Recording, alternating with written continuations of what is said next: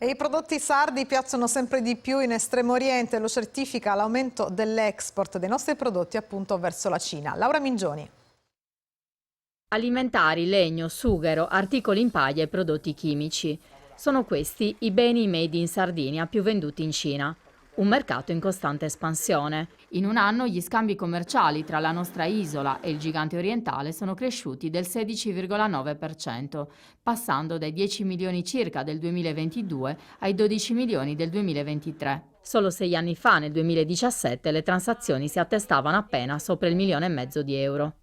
A tracciare il quadro dell'export sardo verso Shanghai e Pechino è l'Ufficio Studi di Confartigianato Imprese Sardegna, sulla base di dati Istat. La Cina si conferma ancora come un mercato molto interessante per le centinaia di imprese della Sardegna che stanno cercando nuovi sbocchi commerciali, soprattutto in Estremo Oriente. Io credo che possa assolutamente farci fare quel passo importantissimo verso la diversificazione delle fonti di reddito per le piccole e medie imprese. L'accesso a un mercato così grande e così dinamico può senz'altro aiutare e ridurre quella dipendenza da altri specifici mercati che poi contribuiscono a garantire una maggiore stabilità economica per tutta la regione Sardegna. A livello territoriale, la classifica delle esportazioni sul mercato cinese è guidata da Cagliari con 4 milioni di euro, seguita da Sassari e Gallura con altri 4 milioni e da Oristano con 2 milioni e 800 mila euro.